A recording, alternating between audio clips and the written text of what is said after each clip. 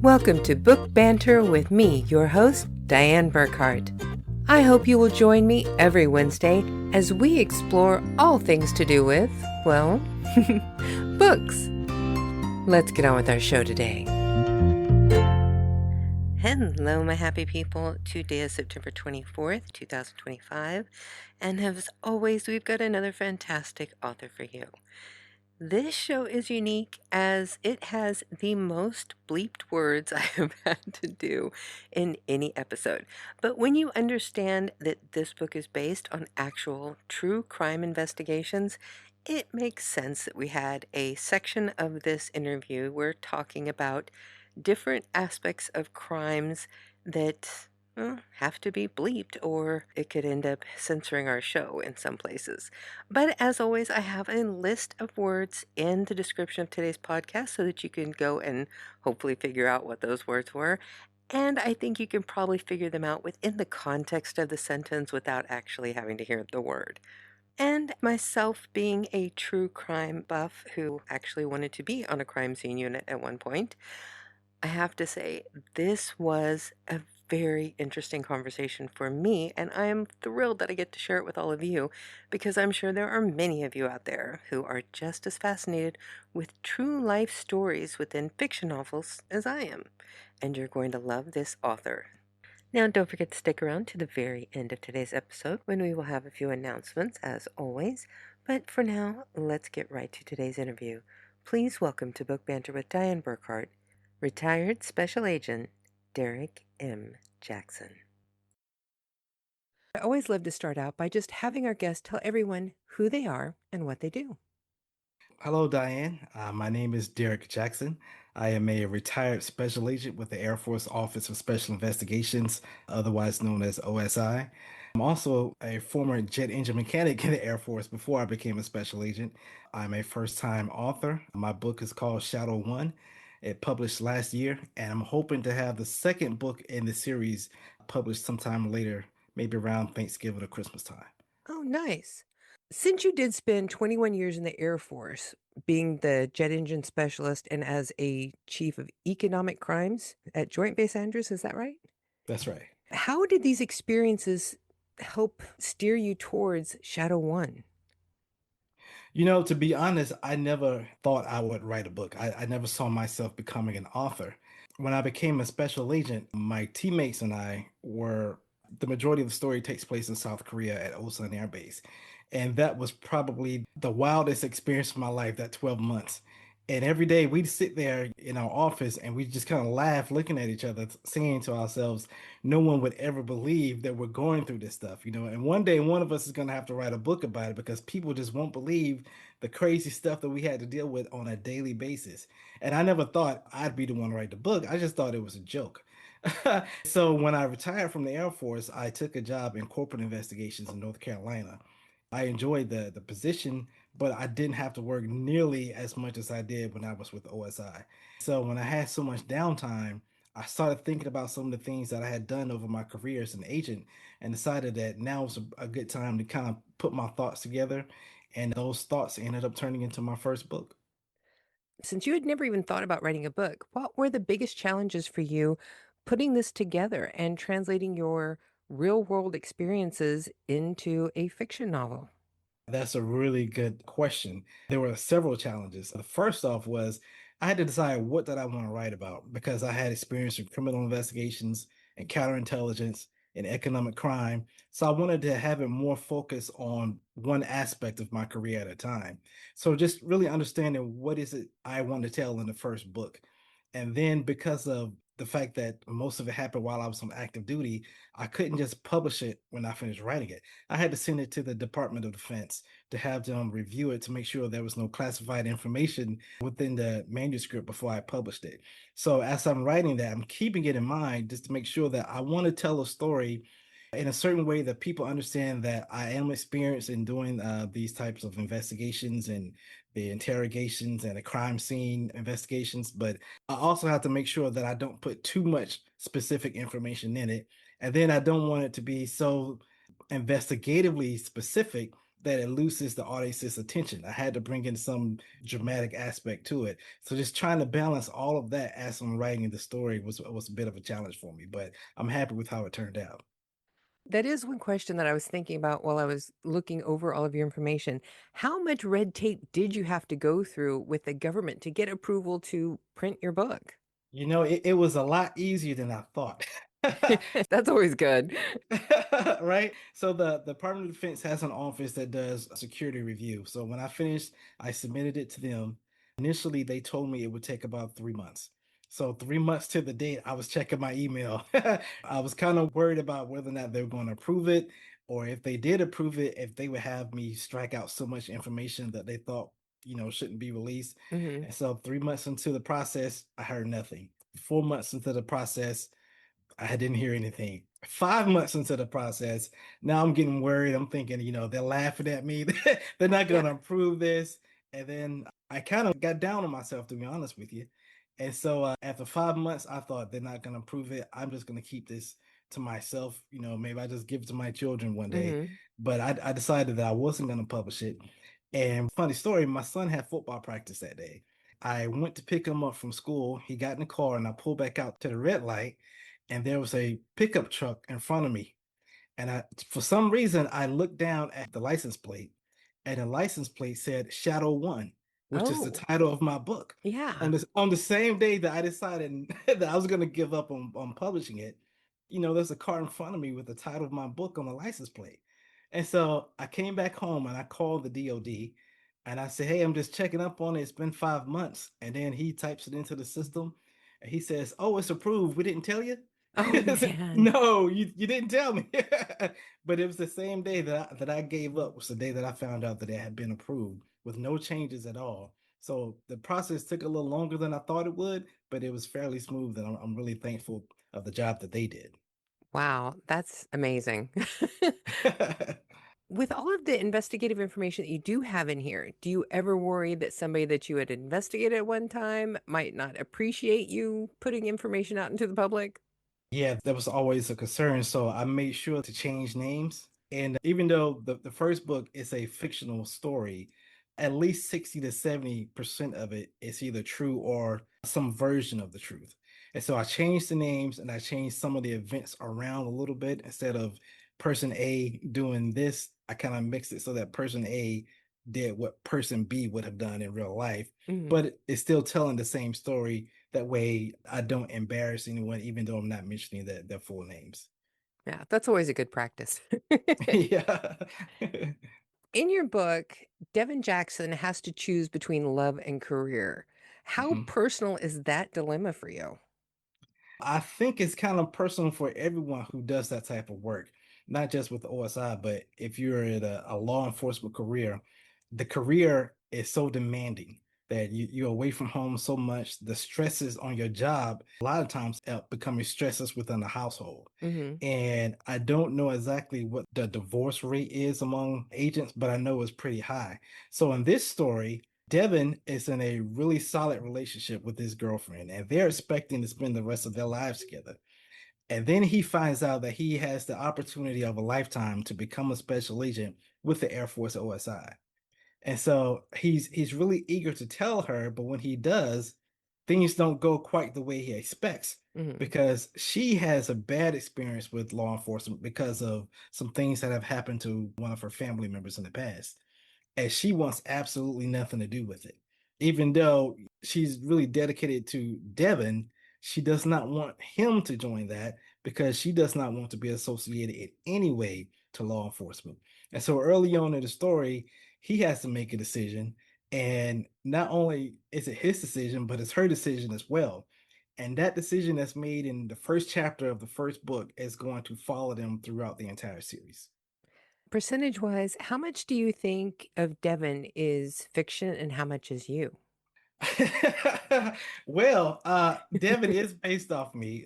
I guess you could tell how close the names are. Uh-huh. Uh, the right, the personality of the main character Devin is definitely me 100%. So everything that happens in the second chapter when he is just becoming an agent and he's trying his best to be successful, but every time he takes a step forward, he ends up taking two steps backwards. And I'm happy and embarrassed to say that every single thing that I wrote in the second chapter of that book actually happened to me in real life. And so as we go on and we get into the drugs and the human trafficking and the attempted murder and all the other things that happen in this book, that's when I started bringing in a little bit more of the fiction so that I can be able to tell a really good story that's easy to read and fun for the reader. But the character is 100% based off of me and a lot of the real life experiences that I went through. You have so many heavy emotional subjects that you deal with in here. Do Mhm. you ever give people trigger warnings? No, not at all. I kind of wrote this so that each chapter builds upon the next. So when you finish the end of one chapter, it kind of closes out maybe that particular story that you're reading, but it lets you know that the stakes are getting a little bit higher the further you go along within the book. I know there was one scene where there is a 18-year-old girl who her mother brings her to the base because they are alleging that she was assaulted by two airmen. Right. And the main character is questioning the young girl by herself. Her mother is waiting outside, and he starts to laugh during the Yes. interrogation. Yes. That Yes. might be hard for some people who have been assaulted to I read that. I understand. Absolutely. And so that's why it was important for me to include that because I wanted to show that was a serious situation and he thought he was prepared to handle that. And so when he went into that interview at this point, I believe it was the first sexual assault interview he had ever conducted. Hmm. He ended up conducting many more after that, but this was his first one. And so he was nervous and he's relying on the training that he had attained at the Federal Law Enforcement Training Center. And so during that training, they use role players, Hmm. and the role players have a script. So when they're asked certain questions, they respond a certain way. And if it was a rape case, they would use very professional medical terms when having to relive that situation for the investigation, right? Hmm. But what caught him off guard was number one, the girl was 18 and she did not want to speak to him at all. She was really clinging to her mother. And so the only way he can get her to open up was to get her separated from the mother and try to get her to relax so that they could understand exactly what happened to her. And he was interviewing her, being very empathetic as he should have been, but she started to tell her story. And with any sexual assault investigation, unfortunately, we have to ask very specific questions. Hmm. And it's not easy for the person that has probably gone through the worst situation of their life. I understand that. And at the same time, it's not easy for the person asking the questions. And so he's trying his best, and she says that a certain thing happened. He asks her to be a little bit more specific. He has an idea of what she's talking about, but he needs her to see it in her own words. Hmm. And again, his only experience was only dealing with role players who had a written script and training. And her response was not what he expected. And it was more of a response that you would hear from typically an 18-year-old girl who was put in that situation and didn't want to be. Hmm. And it caught him off guard. And so all of his nerves from having to go into this interview, which was the first one he'd ever done, and then hearing her response caught him off guard. And without thinking, he started laughing in her face, and he was completely embarrassed. And he knew as soon as he did it that it was inappropriate. He tried his best to stop himself from laughing. He turned away from her. Inside of his mind, he's panicking. Like, I know this is inappropriate. I know I'm making myself look horrible in front of her. I know what she must be thinking, but no matter how hard he tried, he couldn't stop laughing. And it was a result of him reacting to what she said, him being so nervous going into that situation. And the more he tried to stop himself to apologize, he just could not stop laughing.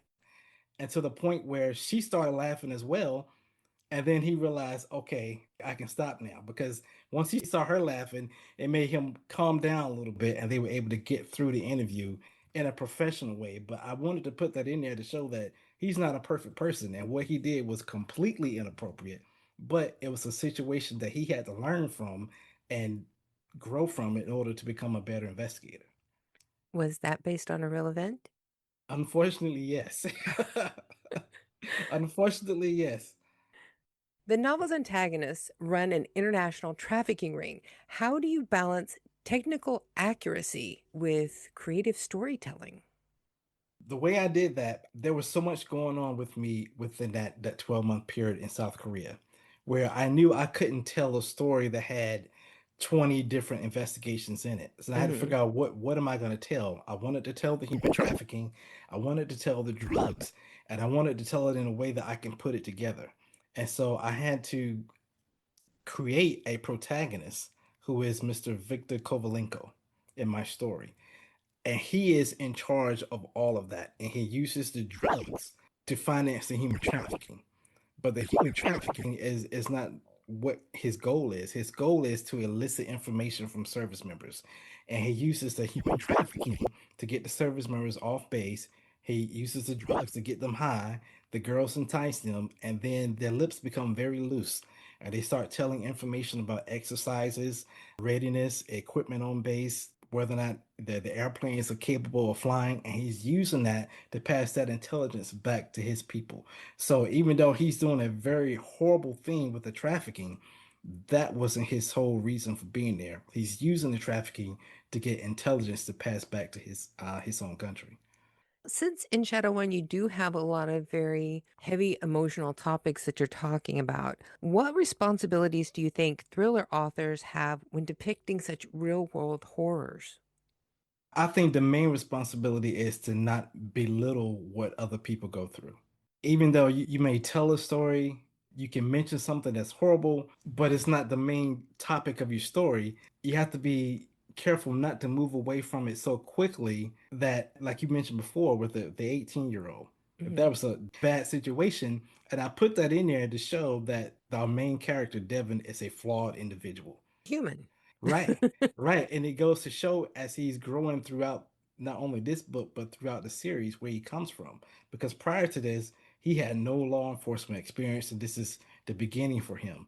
So for me, I wanted just to be careful when I'm telling the story of sometimes tragic events that people went through, but sometimes, just to be honest with you, as investigators, we go into an interview room and interview a person for 2, 3, sometimes 4 hours about something that happened that was very tragic in their lives. And we do our best to make sure that those people are made whole, to reach out to make sure that they have the resources that can help them on base. And our job is to go after the people that did this to them and bring them to justice. But when that interview is over, we go back to our desk and we're looking forward to, okay, what's next? Do I have Hmm. another interview or is the radio on? And sometimes you quickly have to turn the channel Hmm. because if not, that stress that person brought into the room with you is going to bring you down. And you can't continue to help the next person and the person after that and the person after that if you don't find a way to change the channel to get back to your normal baseline, because a lot of the things that you deal with are unfortunately very bad, and you have to find a way to be at your best to help those people, and sometimes that means being able to move on. Well, that kind of reminds me of something that Robert Ressler, one of the FBI profilers, had said that Mhm. whenever you do that kind of work, tracking down serial killers, that if you look into the abyss too long, it begins to look back into you. Yeah, that's a very good point. I like that. I like that. Since you didn't come from a writing background and you finally made that decision to write a book, how did you approach it? What did you do? I've written a lot of different types of investigative reports, from criminal Hmm. investigations, counterintelligence reports, force protection reports. And then when I went to corporate investigations, it was a completely different writing style. Hmm. And then I look at where I work now, it's another form of writing. And sometimes, especially when you're at work, you're not necessarily writing in your own voice. You're writing at the standard that your workplace is demanding, but you can still pick up a lot of things writing in other formats. Hmm. For me, when I was writing in my own voice, when I'm writing my story, I was able to use some of the things that I've learned in the different formats. And then I would look at other people, specifically Lee Child, because he wrote the Reacher books, Jack Reacher. Hmm. Yeah, I And love the those. yeah, and so Reacher was a army special agent, army investigator, and I thought, okay, well, this is a little bit similar. So I just wanted to look through it just to make sure I was just taking a peek at how he got it done because he's been very successful at it. And even though they're not the same, it did help me out a little bit. So, did you set down a very specific plot? Did you just sit down and write stream of consciousness? How did you actually approach it technically? Well, there were some things that happened in real life that I wanted to make sure got into the book. So in the book, you'll see that our agents, once they're in Korea, inadvertently introduced themselves to some people who were involved in drug smuggling. And we also were investigating human trafficking. Those things happen for real. And so I wanted to find a way to mix those into the same story. And so I just working on the outline to figure out, how are these people going to be connected, even though this part is real and this part is real. In real life, they weren't connected. They happened a few months apart. But if I tell a story a certain way and I put one person in the middle of this, which is Kovalenko in our story, Hmm. it kind of makes sense. And then I had to think about, well, I didn't want to tell too much of my own personal life, Hmm. but I told a lot of things that happened to me in my professional life.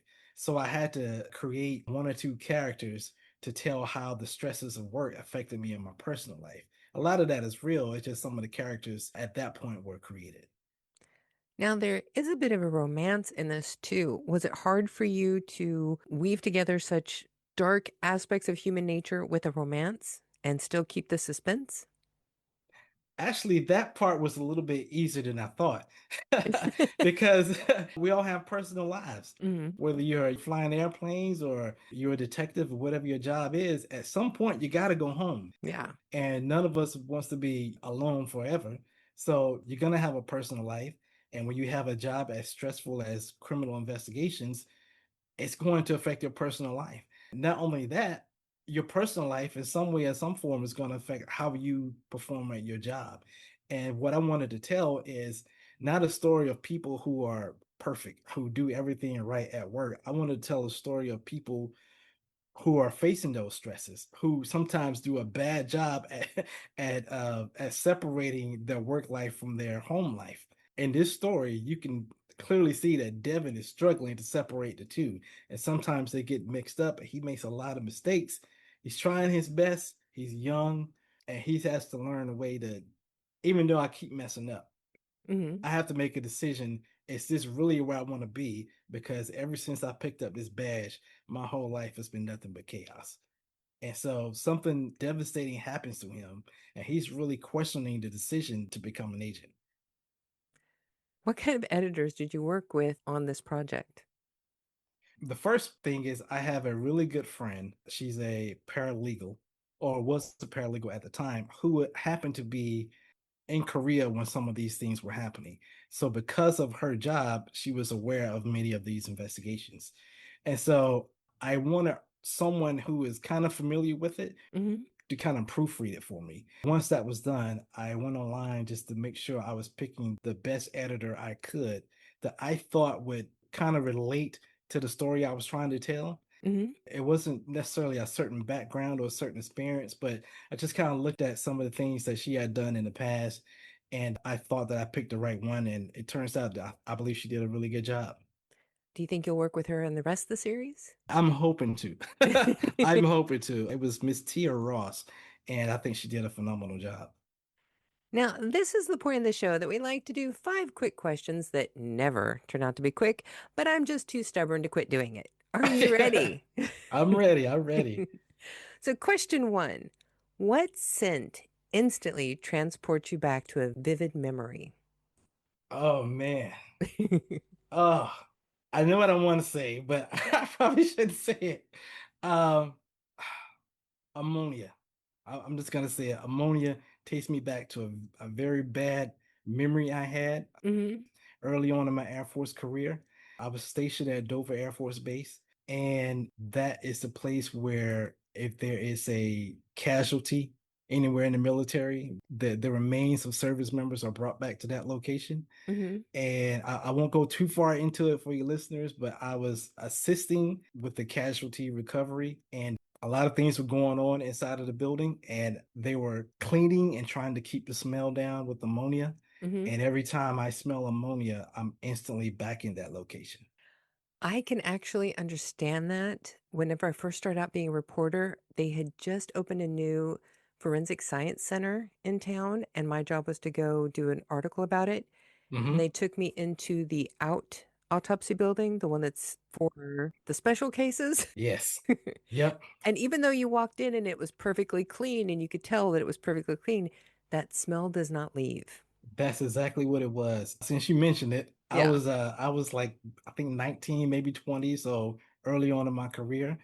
And they came and got me from what I was doing and said, "We need you to go into the autopsy room and mop the floor." Again, it was clean, Hmm. but again, to keep the smell down. So, Yeah. and that's what I was doing. And every time I smell ammonia, I'm right back in that room. Yeah, I can still remember I just walked into that room, turned around, looked at it and walked back out. And for the rest of the day, my hair, my clothes, everything. Right, right, right. It's like, so I understand that. I'm glad because I was worried about that answer. So now, question two. What's a small act of kindness that you've experienced from someone else that still sticks with you? Wow, good question. So I was about 21 at the time, and I was a jet mechanic, and I thought I was going to cross train into flying helicopters as a flight engineer. Oh. So I was ready to go, and I got accepted. And the first thing they told me was, "You have to go to water survival school."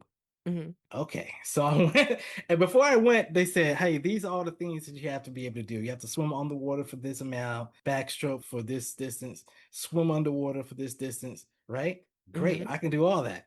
So I get I get to the Naval Air Station for training, and we're in the classroom for about 2 or 3 hours.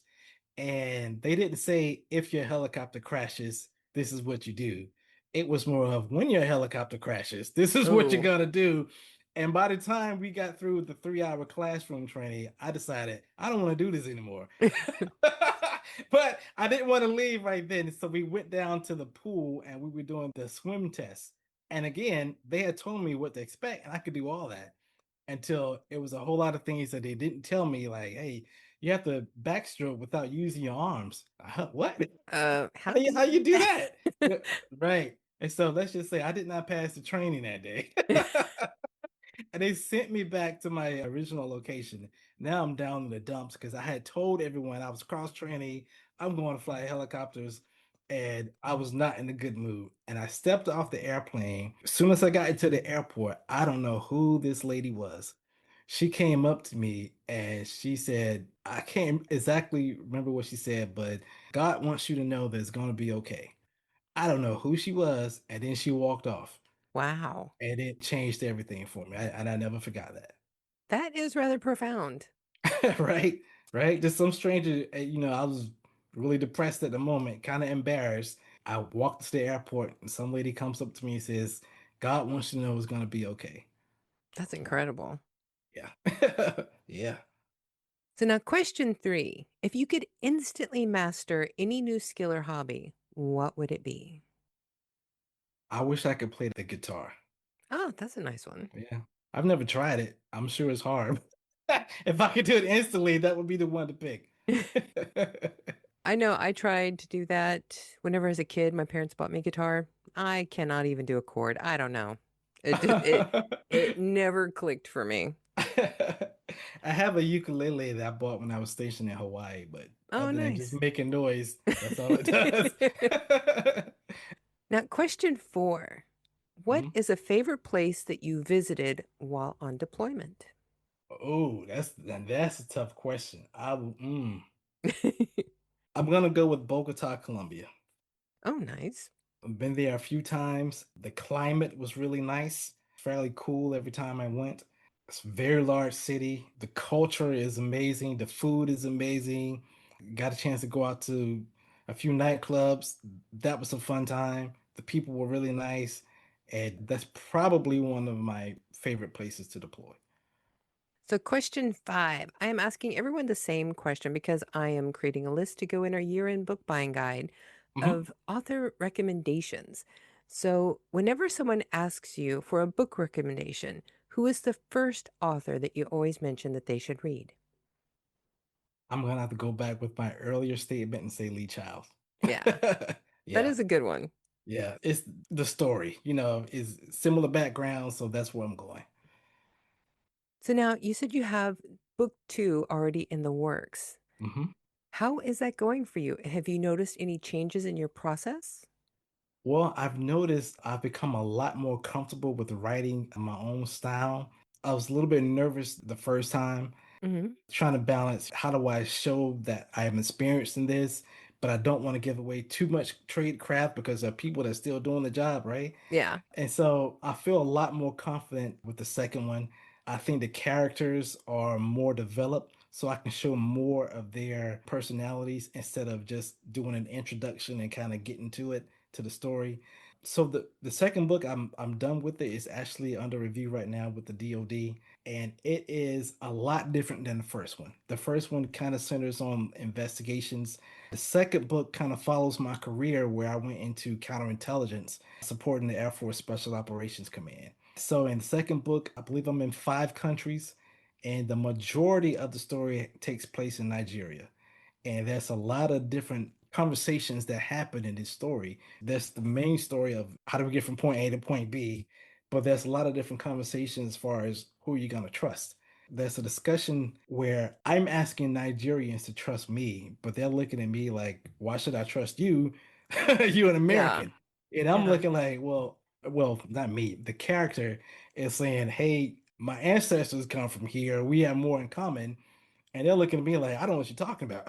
You're an American. You know nothing about being African at all. So he sees me more of an enemy. And the character has to find a way to connect to them and Hmm. for them to see past him just being an American, but seeing him as being a person who's trying to do the right thing as he's trying to accomplish his mission. With this second book, whenever that 3 month mark has finally passed and you haven't gotten an email, are you going to be calling the office that day to check on it? Probably. Probably. I've just hit 2 months. So I've got another 4 weeks before I start panicking. Where can our listeners find you and your work?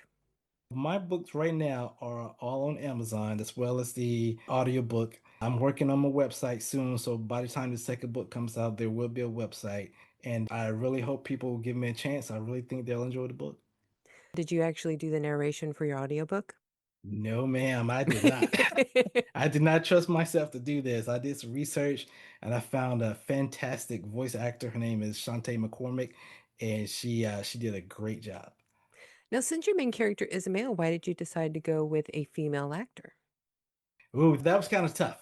That was kind of tough, but I was thinking that I wanted the same person to narrate the first and the second books, knowing that the second book was going to be centered mainly in Nigeria, and the main character, well, one of the main characters in that book is a Nigerian female. Hmm. And so I wanted someone who could take on that role as well. And I thought, listening to some other books that Shantae had narrated, she did a really good job just speaking, not mimicking a man, but speaking in a man's character. Hmm. And I thought that would have been better versus a man speaking in a woman's character with a Nigerian accent. So, I understand. Yeah. yeah, Well, and there's lots of male actors who, whenever they do female characters in the book, they do voice changes for it too. It's just that yeah. since you had a male main character, I thought it was an interesting choice that you go with the female narrator. Yeah. And I Yeah. like that. I like your reason. Well, I appreciate it. And the other part to it was in the romantic aspects of the story. I thought, would I rather hear a female speaking with a man's voice or a man speaking in a female's voice during a romantic discussion? And I was Hmm. like, I think I'd rather go with the female's voice. Now, do you have any idea right now how many books you expect to do in this series? I'm expecting 3. At that point, I'll do another assessment to see if there's anything that's going to come after that. But I've already got the third book kind of outlined, have a good idea what the story is going to be, and hopefully I can get started on that sometime early next year. Now, once you get your trilogy done, do you plan to write something else? Do you want to keep exploring being an author? I'm kind of debating it. I've got a few things in mind, but I'm also working on a screenplay for Shadow One. And it's done, but the editing process, is it continues. So we'll see where it takes me. But as far as other books, I haven't quite made my mind up on that one just yet. Well, it will be interesting to follow your career and see what you decide to do with that. Thank you very much. Hopefully, I have something for you soon. Thank you so much for joining me here today. You have been a wonderful guest and very interesting. Thank you. I had a great time, Dan. So there you have it, folks. My incredible interview with the amazing Derrick Jackson. I had so much fun talking to him, and I have to admit, I did give him a little bit more pointed questions than I usually do with some of my authors, but knowing that he was a longtime criminal investigator, I knew he was used to not only asking people questions, I knew he was used to having to answer them himself. So I knew that he'd be able to handle it. Even though he was a first-time author, I knew none of this was going to throw him, and he handled it all perfectly, like the professional that he is. So now be sure to go check out his book, Shadow One, available on Amazon. And don't forget, all of his information is in the description of today's podcast, as well as on our website at burckhartbooks.com. We make it very easy for you to just click and go and find more information on all of our authors and to buy their books. Now, next week, we're going to be starting our interviews with our hauntingly good Halloween reads, and we begin with a young reader author, Carol Williams, and we're going to be discussing her paranormal mystery, The Supernatural Files of C.J. Delaney. I've personally been enjoying reading this book, and if you like a book for your children that has strong female characters and a well-rounded story, this is a book that they just might want to read for the Halloween season. And speaking of hauntingly good reads, we are working diligently on our first paranormal romance in our Haunted Heart series, The Langston Watch Hotel, based on an actual paranormal investigation of a hotel in Kansas that has long been said to be actively haunted.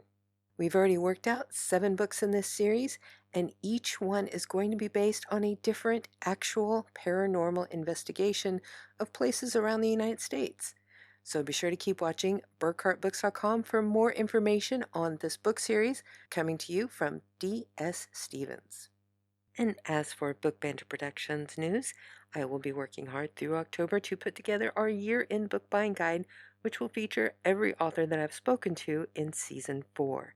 You'll be able to look at this book and find every book that has been discussed in our podcast whenever you get ready to go do your holiday shopping or just fill out your own to-be-read list. And as for my own news, I'm still in sort of a limbo here, but if anything new happens, I'll be sure and let you know. And until then, you know what time it is, folks. It's time for you all to go forth and be really happy.